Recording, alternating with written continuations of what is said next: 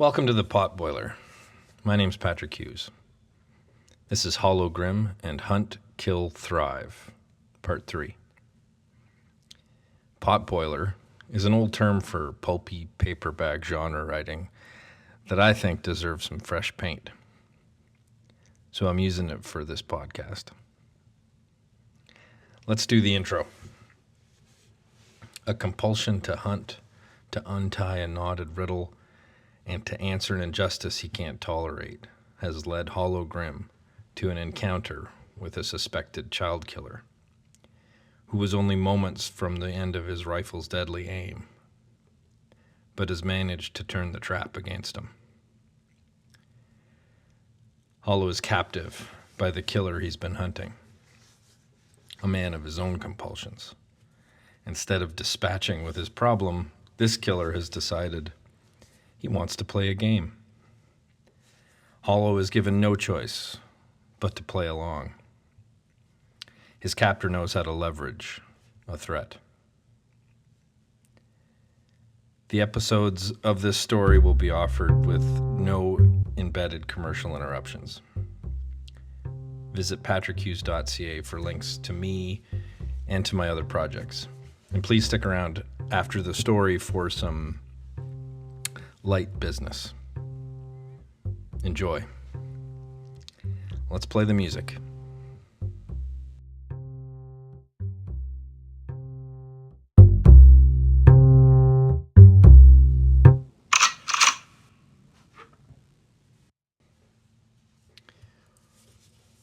Hollow Grim and Hunt, Kill, Thrive, Part 3.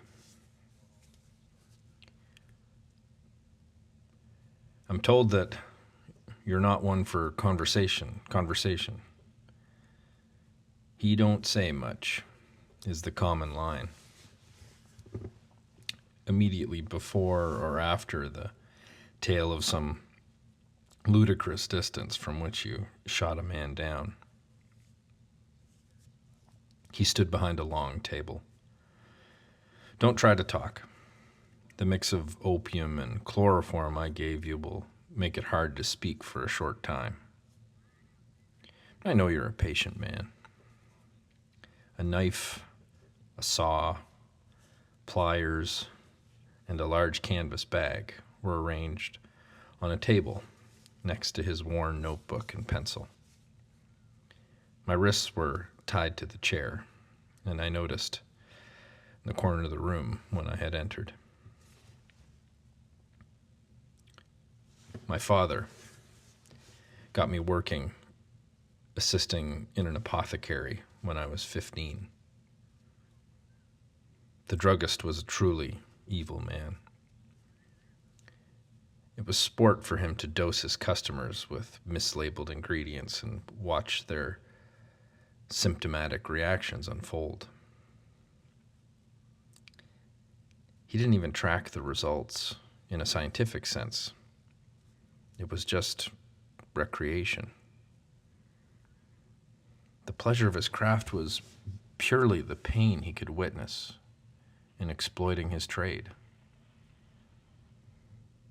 He talked about the difference between work and craft as he tormented me with most poignantly succinct consequences, guaranteeing my silence against his actions on his customers. I've always had a detached and stoic demeanor. It must have blended compliance and approval in his eyes, encouraging his twisted pontifications about worthwhile pursuits, like I was his student, like I didn't loathe him. Every now and then he made a point that stuck with me, among the moments that scarred me. We all work toward something,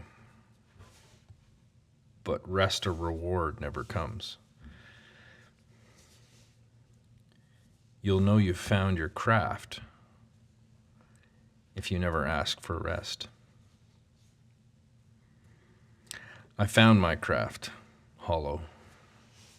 as you can see. My work is remaining docile among the herd, as he put it. The druggist was my first kill. My father was my second.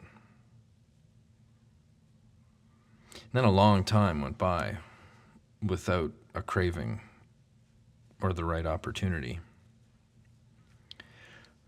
until I got to Progress Township.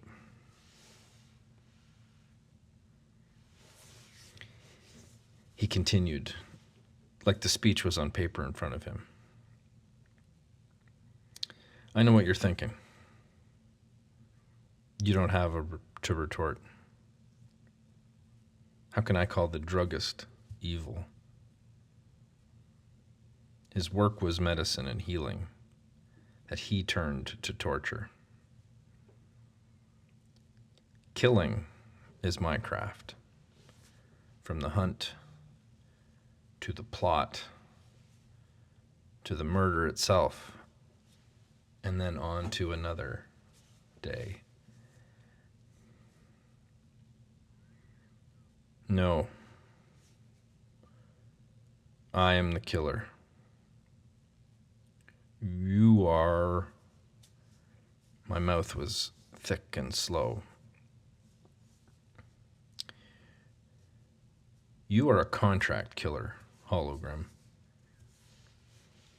You take the life from a name written on a government document based on a decision of laws.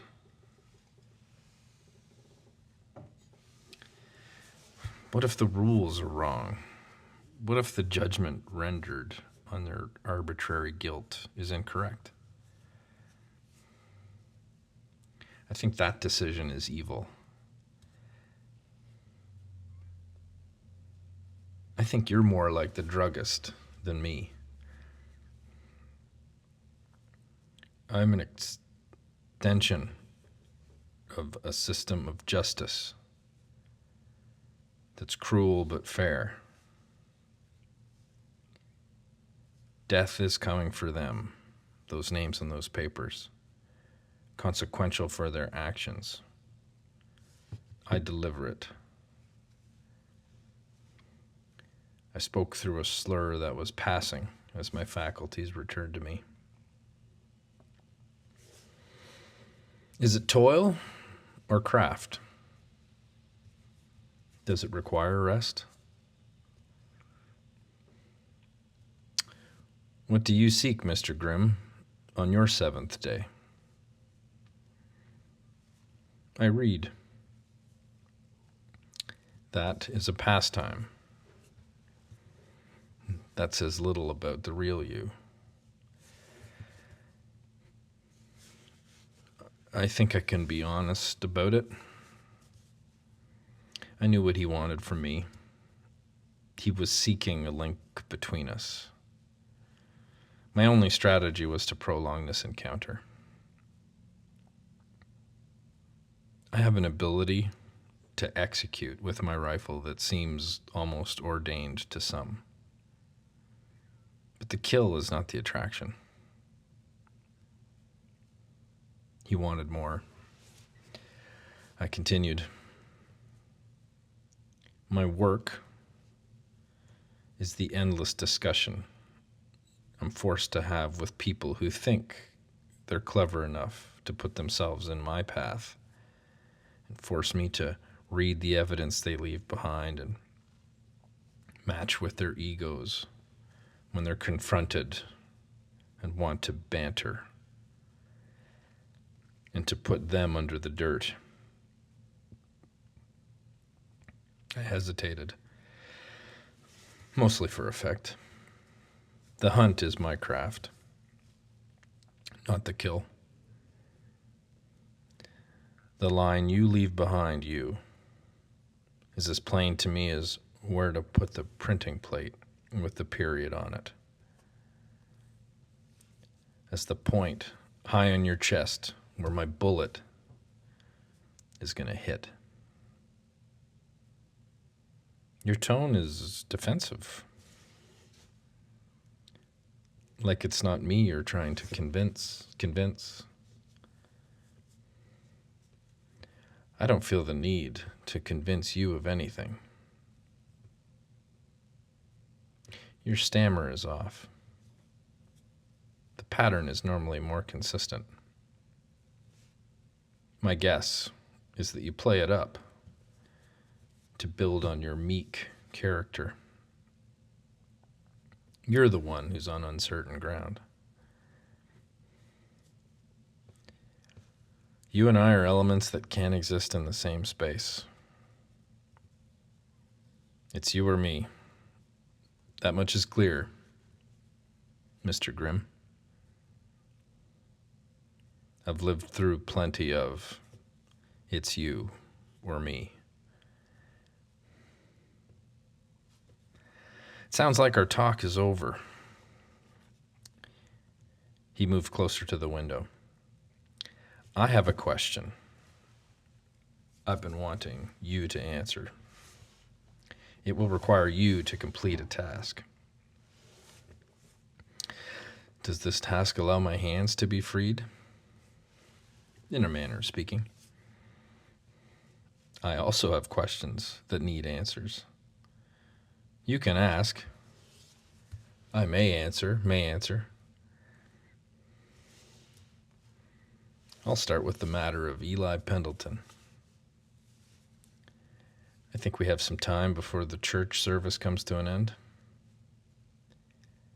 He started to form a response around a restrained smile as my correct assumption triggered a stilted version of coy.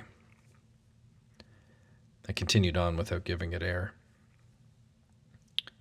You were given the details of his gruesome murder.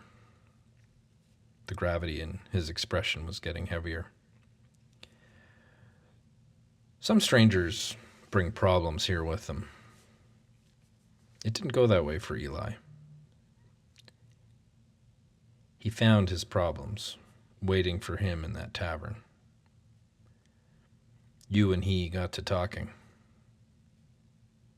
On the one evening every month you visit the tavern. He was the kind of man that could start a conversation with anyone.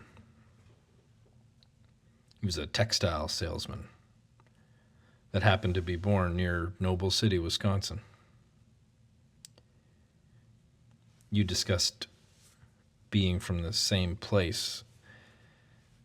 You realized you'd created a liability, and you had to destroy that line. An excessively dramatic scene would confuse the evidence with something well within your skill set. I could sell that to any court today and defend myself in the case of your cold-blooded homicide.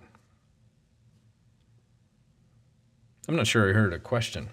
Did you want me to confess? That wasn't the question. I have the answers. I don't need your confession. I believe Nevada state law, in its puritanical eye for an eye wisdom, carries the death penalty for homicide. I've heard you talk about justice before. Do you believe in that? Believe? Like religion? I always assumed it was a license you would wield, like your father and his badge. But to say it to me here in the position you're in, it sounds childish. You don't know me well, but you've studied me enough to accept that I wouldn't be guided by something so insipid. It's not about belief. It's arithmetic. You are the action. I am the consequence. Consequence is the tool of governance. We weren't meant to be governed. We were meant to hunt and kill and thrive. This is what you and I do well. different as the instrument might be. You are low on a long list of killers who talk to me about living beyond the lines, but enjoy the comfort of the community they prowl through, safe behind their mask. Few items wore my patience, like needless debate. Worse was debate with someone of his shallow quality. A real wolf doesn't hide behind a wool coat in polite company. That hiding is what a dog does, wearing his cowardice. He didn't disagree, but he couldn't hide his scowl.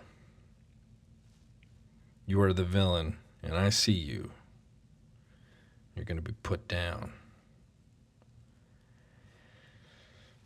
Based on your current position, I have to disagree. I guess that's the game we're in. On that gaming note, I can't figure it out. How did you find me so quickly? Any capable gunman would know there are a handful of places in this town providing this vantage. I came to this window simply because it's the one I would have chosen. I think you have to accept that we are alike, Mr. Grimm. It was likely a hard truth. It was hard to hear. I looked off into the bright blue sky, and I could barely see through the window from my seat. I found myself in a moment, hoping I would lose this one, so days like these could finally end. Some time ago, Mr. Hollowgrim, you stood on trial for killing a man in public. John Butler. It was in the old cathedral courtroom that day. Your careful orchestration was impressive. But for a time, you lost the people. Voices whispering around me were ready to hang you in the first hour. That was deliberate. It may have been your plan, but you were a misstep or two from the noose and a crowd of folks cheering for the death of a man they called a hero at sunup. I've never been called a hero. You know well what your name carries. How the eyes turn your way when you ride into town. I prefer not to ride a horse in favor of a carriage. Mr. Grimm, I don't know if hero is the word right now, but by tomorrow, it will be long gone. It was my turn again to let the moment go by silent and let his words hang between us. There was a restrained version of excitement going on in him as the first page of his next chapter turned over. We do still have some time before the end of service. It's clear enough what my role will be when the chapel lets out. His stare stayed locked against the window. I continued. Who is my target? There's a version of this discussion where I boast about my final act. That won't be happening. I don't say 10 words to another person in a week. I can handle silence for the remainder of the hour.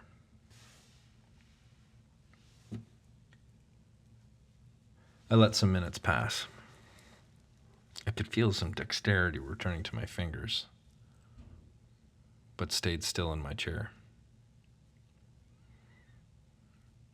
The way his knife sat in his hand and moved through his fingers, almost with a mind of its own, indicated a skill that was more of a promise than a threat. I could see the sheriff's deputies and his volunteers gathering on the ends of the streets to lock Elko down tight. He gestured to a couple of men to start looking through the buildings for their suspect. Hamish seemed almost assured by their activity. His plan was moving forward.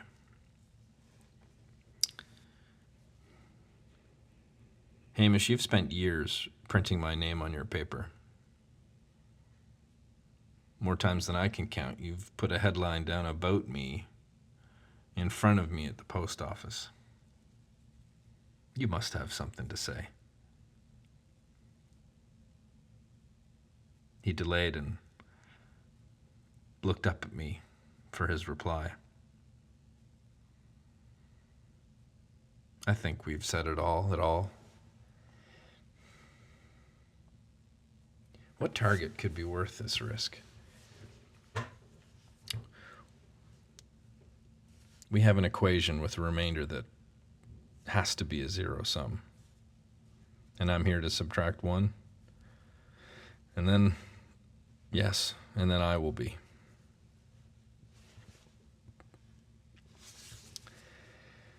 The church's steeple bell announced the end of Sunday service as worshipers filed out, warmed by their gathering, but clearly still shaken by the grisly events of the morning. The sheriff and a few of his men urged the crowd to seek shelter and return into the church as they pooled the growing crowd.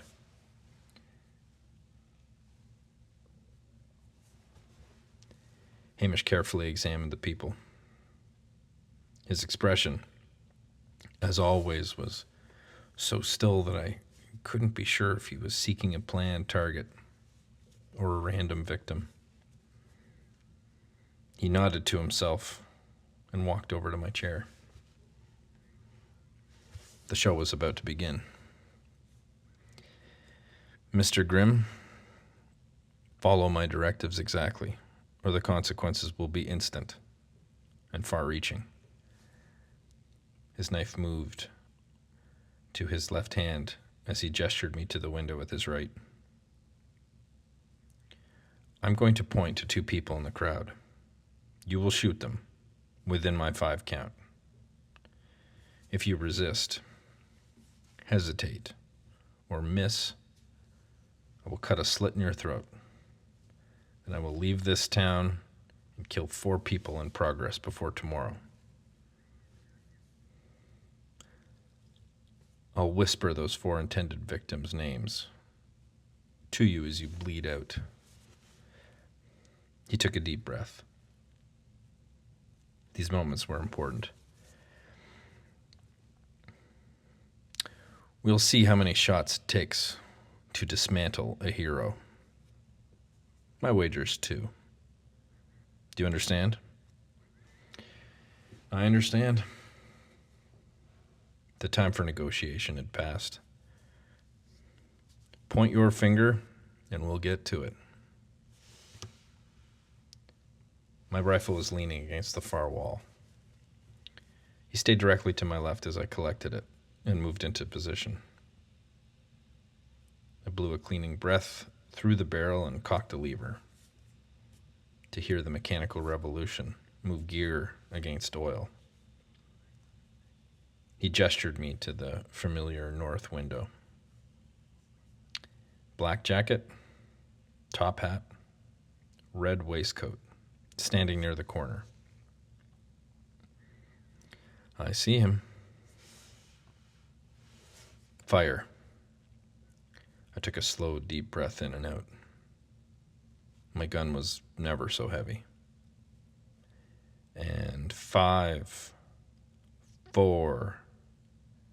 I cranked the lever of my rifle at its loudest and loaded a fresh bullet. On the 3 count, my rifle fired. The figure in his Sunday church suit and hat, folded, fell forward to the ground. He was near the edge of the crowd. No one seemed to notice.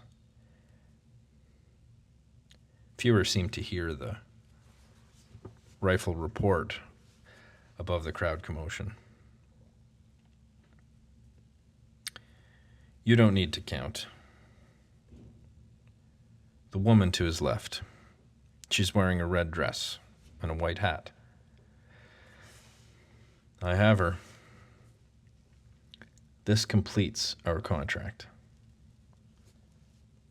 Fire? Yes. Fire, Mr. Grimm. I took the same slow breath in to signal the process to my trigger. His knife twirled across his dexterous fingers as my lever locked a bullet into the chamber. His interest in the final action moved him over my right shoulder. His knife danced inches from my face. I took an extra breath, taking me well past his 5 count. I could hear a slight inward gasp from him. That could have been excitement, anticipating the muzzle burst from my rifle. A 6th and 7th count passed.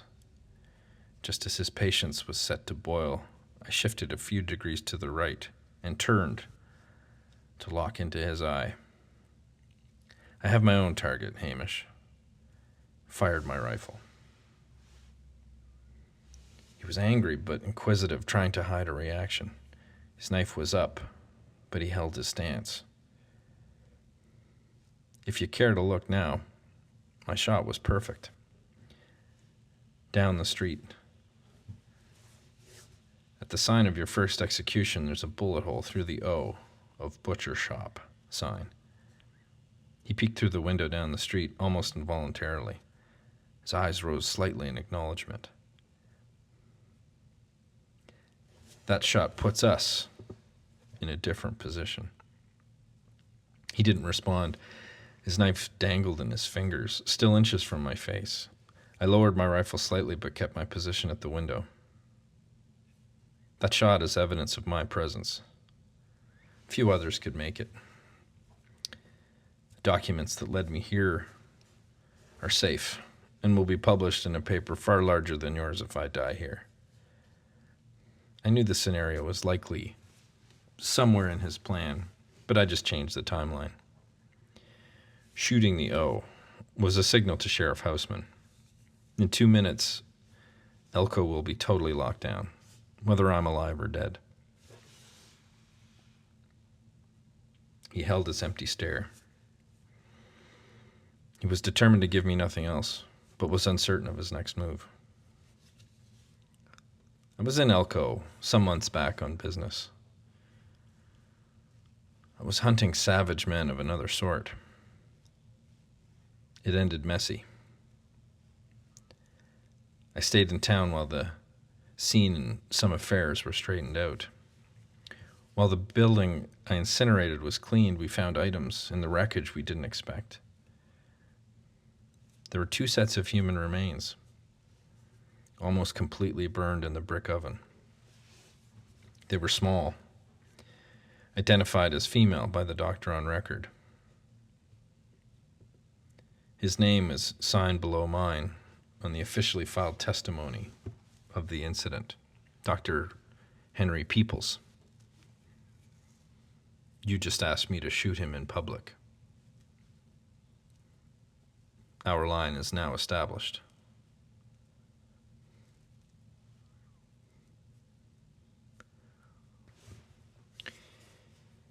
He was too close to me to turn my rifle, eagerly ready to use his knife. I didn't consider the remains belonged to a little girl, Hamish, until a letter landed from one of Gertrude's former pleasure girls that found herself a life, who then had to live on with her daughter taken from her. She didn't ask for revenge, only for the coffin to be closed. Justice won't be enough today. His eyes widened and hardened angrily. You killed those 3 girls. You killed Eli Pendleton and 2 innocent people to cover it up. You believe in embellishing these awful scenes to distract the trail. His eyes turned at me as he bristled and formed a snarl. I'm not concerned now with ironclad evidence. I know what you've done. I know this game is your craft, and you have to take it further to win. As the posture of his knife glanced forward and began to point at my neck, I dropped the rifle butt from my shoulder and quickly rolled it up under my fingers, turning the trigger guard up. With a quick jerk, I pushed the lever handle over his blade and twisted forcefully. The knife flew from his grip. I continued the motion of my rifle and brought the butt hard up to his nose. He opened his eyes flat on his back, quickly regained focus on my rifle, and saw it pointed down at him. There was nothing else for him to say. Like me, banter only served a purpose. He knew I wanted nothing else from him in the form of information, apart from what was coming next. I'm going to tell you what's about to happen. Not for peace or relief or an end to your travels, but so that you can see your mind processing the final fruits of your labors. You're going to run, and I'm going to come for you. His eyes darted about as his brow slowly turned in confusion. You are going to flee, knowing you're being hunted. You're going to know that I'm coming to take that light from your eye. Before the sun goes down, this tale will be all told. His eyes darting, began to drag his chin back and forth as he considered his next steps. The sheriff and his men will be here any moment. I suggest you run. Use the back door or the scaffolding. I won't be far behind. He ran from the room, leaving his weapons and belongings behind. Ran down the stairs and out the back door without a word. I went down to the front door of the building to talk to the furious sheriff, who had no clue what a hole in a butcher sign meant. As I rubbed the bruising on the back of my head, I told them how Hamish was a familiar patron of the Union Pacific and was most likely headed north to find his way on to the next train, due in an hour, headed west. This was a falsehood.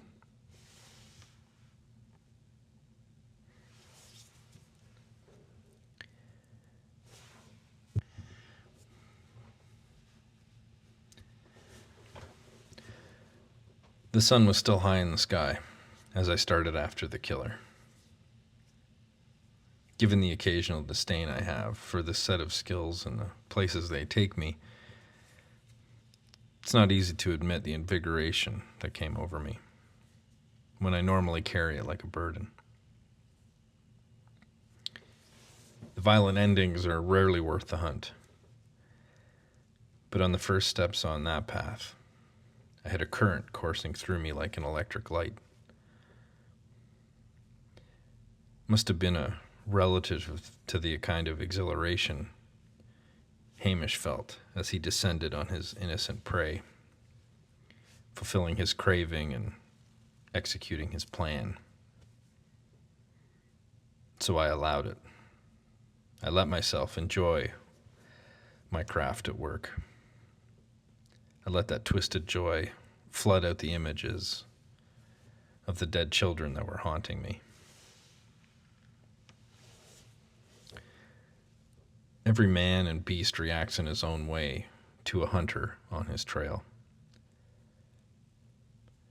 Bourbon and his gang chose a path through the wild at their most desperate, hoping it would be too difficult to follow. The river and wooded areas south of town offered plenty of difficult terrain for an escape.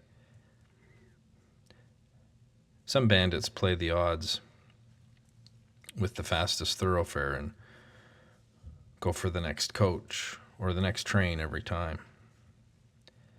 Most capable outlaws don't flee at all. They seek leverage and negotiate. Hamish wanted a showdown to bring the outcome of his game a measure of value and notoriety. From the rear door of the building there was an alley that went to Water Street and another back road to the edge of town. Along the backs of the buildings he could make his way to the road back to Progress. There was plenty of cover all the way. Back in our town was a variety of suitably symbolic battlegrounds he could seek. He could achieve whatever acclaim a monster seeks in our next showdown. There was a chance that he would keep running. I was prepared to follow. There was nothing better for me to do in this world. He would live within my compulsion, and I would never stop hunting. I didn't care much about victory or even revenge exactly.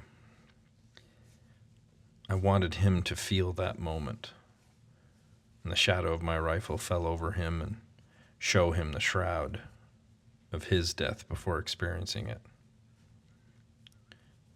I would travel well past Progress to inflict that on him and take a bullet myself to deliver it.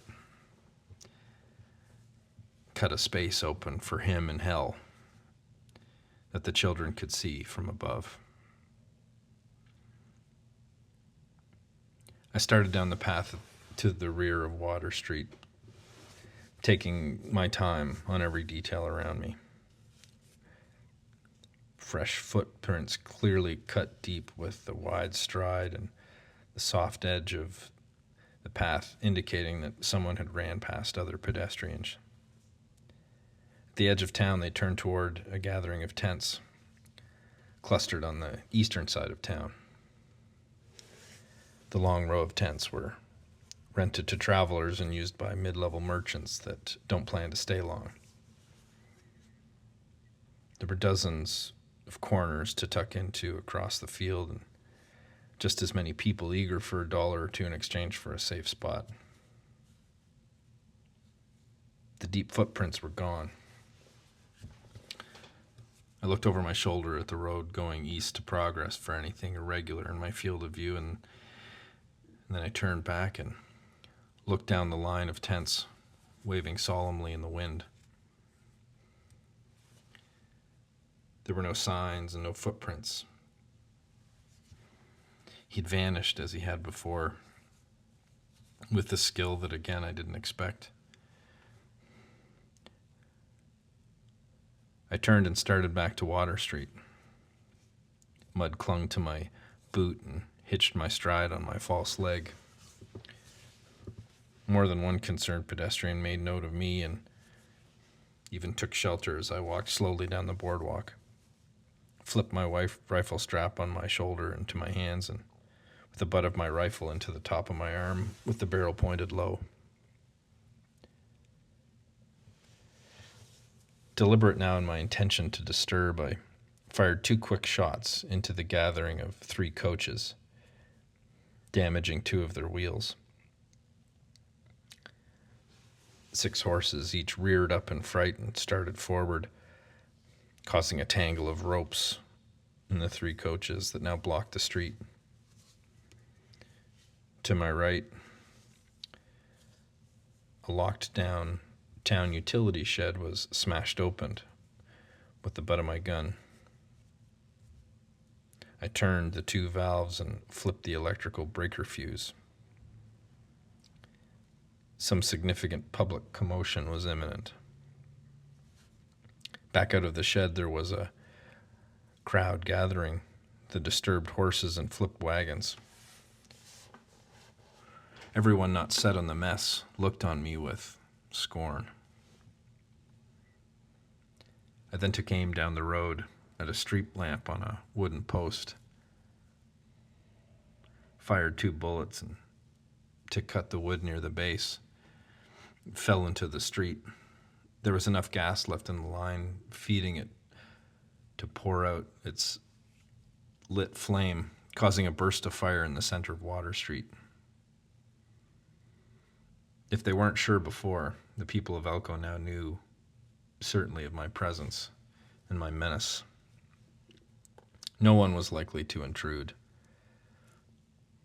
I popped open the barrel and blew a cleaning breath through my rifle as I marched for the front door of the warehouse building that I'd once destroyed. I kicked the door open with my rifle drawn. The large space seemed much larger, with the rows of shipping crates and packages. It occurred to me, staring down the road to progress, that Hamish could only turn the hunt away from him by keeping the showdown in town, and that only 1 or 2 locations would provide the appropriate theater. Hamish saw his acts as meaningful. He couldn't let them end in anonymity. A faint sound of movement, then noisy hinges of cast iron oven door and the flicker of light on the far wall indicated his presence. I needed a few more moments unseen. I shifted to an aisle by the far wall. Hollow, I know you're there. Let's make this the big finish. One last headline. I had nothing to say. Any exchange was information we didn't need. The upper hand was already his again. I don't need you to talk, Mr. Grimm. I just wanted you to know about one more piece of evidence I can offer that you didn't seem aware of to this point. He continued, first, how do you define victory? I walked quietly along the outside row, uninterested in his monologue. Is it in the vanquishing of your enemies? Or is it a more personal measure? I didn't know Hamish much on a personal level, like Gertrude or Doc, but was learning his nature. And as much as I hated it, it felt familiar. I know you're walking along the far aisle in my direction. You expect to have your shot on me in about 5 paces, but you won't. I have the evidence you want that will close this. But if you continue to advance, I will only just disappear on you again. I've considered every letter of every contingency. I had the thought at the window earlier that he seemed one piece shy of final leverage on me, but that we didn't yet quite see the threshold needed to trade our lives. I could hear him click a pistol lever and tuck the iron in his belt. We were at a turn, but not the cliff. But that was coming. He was almost out of road. You might as well come into the light, Hollow. Nothing meaningful never dies in darkness. There was an area near the front of the large oven, wider space between the boxes and crates, clear of the heat. That would be his stage. He held an envelope in the air. The address was turned away. His raised hand was in front of the oven door. He also held a large striking match, gestured that the envelope would surely burn should I make an action with my rifle. A shot through his forearm or lung could stun his movement if I could distract him or silence the shot.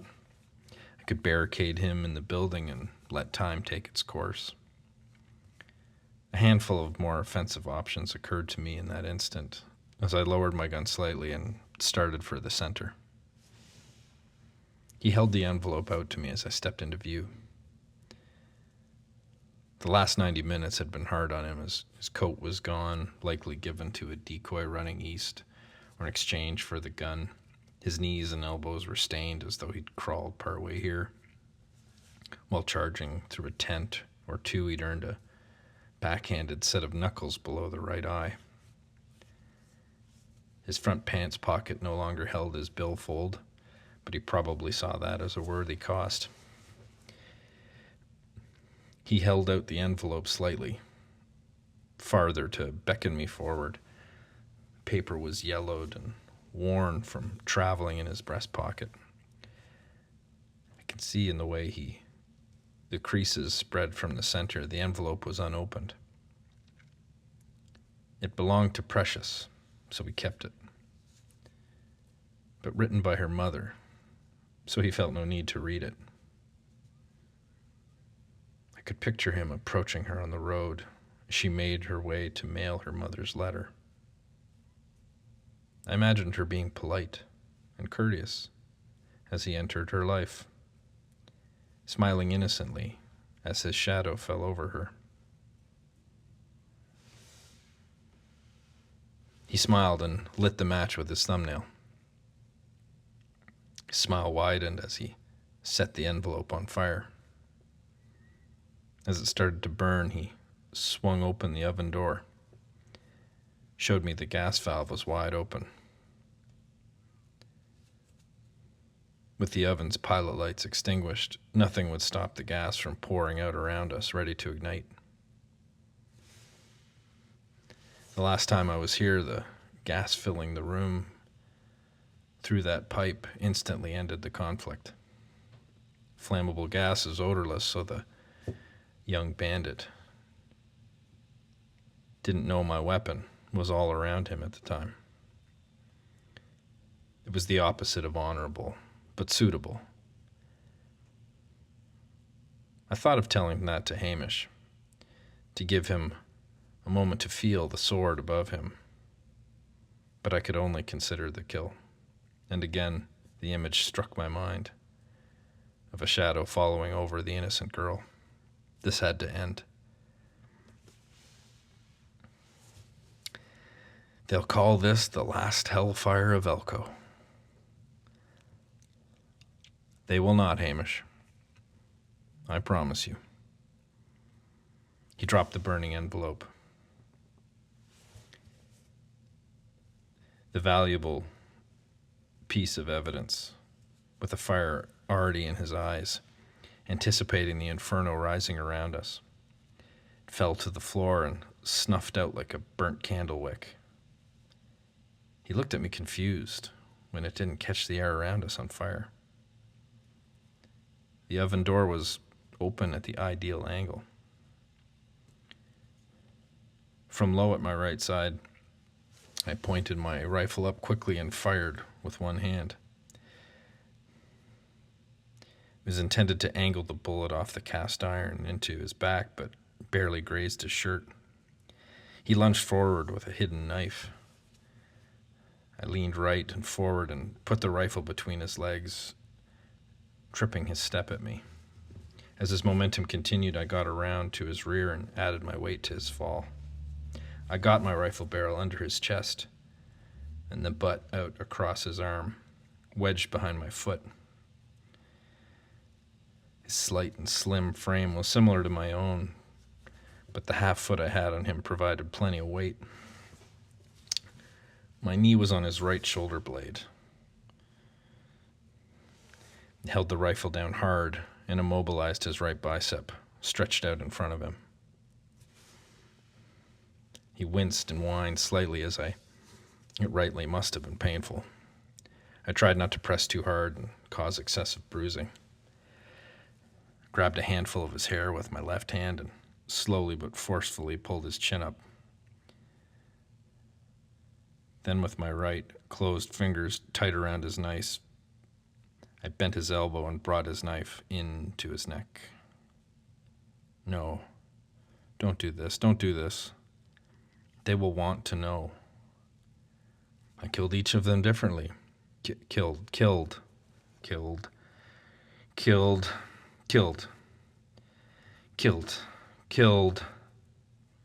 just like the Reaper. The Ripper of Whitechapel. That's all I have left. It will have meaning. I want to be something. I leaned in close, so I knew he would hear. No one will know you. I moved the knife slowly so he could see it coming, the way the girls must have seen. Whispers became weeping as the knife passed under his chin. He said no and please in a quiet whimper repeatedly until the blade cut into his skin and opened his artery, and his expression became consumed in horror at the pool of his bright red blood forming in front of him. It was only seconds until I could feel the strength that left him.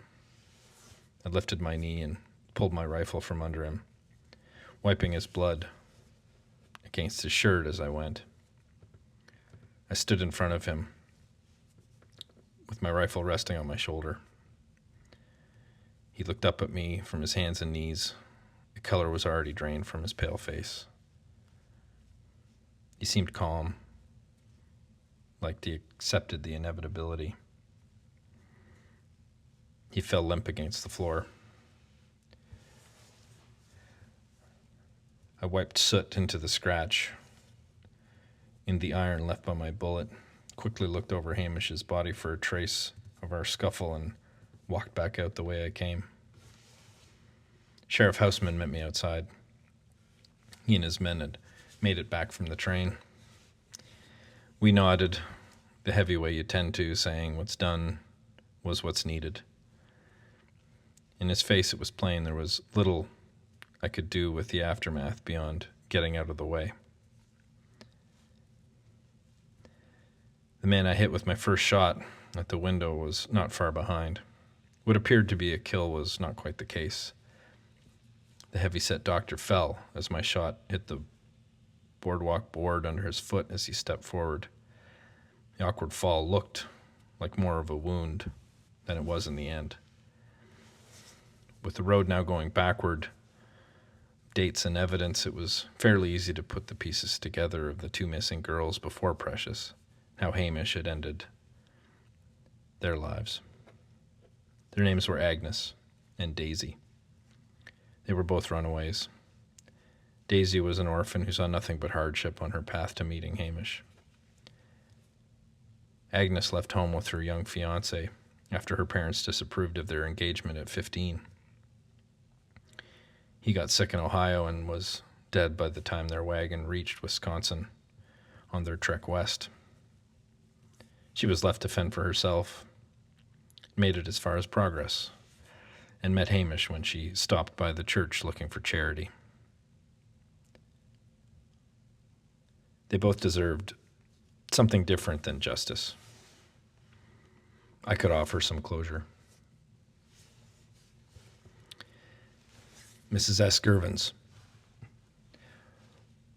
Postal Office Box 12, Noble City, Wisconsin. From Mr. Charles Grimm, Jr., Postal Exchange, Progress Township, Nevada. 5th August, 1897. Miss Gervins, I remember you. You had 3 dresses you alternated through the week, all green. The third one was your favorite. Gertrude missed you when you left, but spoke of you fondly. Your daughter's killer died yesterday. He was whimpering at the end. I believe he found regret in his actions. I never met Precious, but I will never forget her. I hope you can find some peace. Hollow Grim. Writing the note that would inspire Hamish into action. Had a couple of drafts before I settled on the telegram finally sent on the morning we went to Elko. I considered a few misdirections to catch him in a plot-driven snare, but I knew proving him guilty was no longer my goal. Getting him there, with his eyes open, was more satisfying. I wrote a proposed headline that would prompt him to stand in my path and tell me for certain what I began to suspect about his motivation. As I watched him arrive in Elko, I knew he was not compelled by his sickness. He wanted something else entirely. He could have run away, but he was too close to the greatness he was seeking. Couldn't stand the thought of his own anonymity persisting.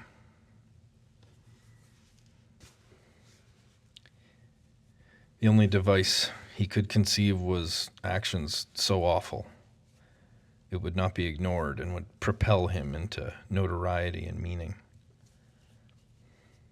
Our ends are too similar, though the means are so different. Killing is my instrument,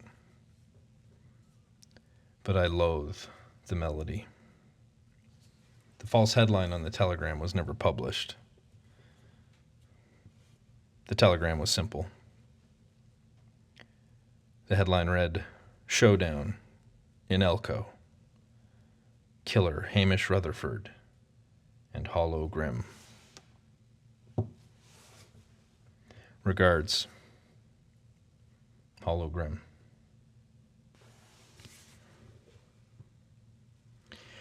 Thank you so much for listening to Hollow Grim and Hunt, Kill, Thrive. More Hollow Grim stories are available in the feed. Let's do a little business and have our call to action. More stories like this one and other parts of my work are available through my website, patrickhughes.ca. There you'll find access to my other projects, links to my books and ebooks on various platforms, and a contact me function. There's lots more Hollow Grim content ready for the taking. Please rate, review, comment, and subscribe to this podcast if you're willing. Share on your socials and recommend the Potboiler and my writing to your friends. Thanks again for listening.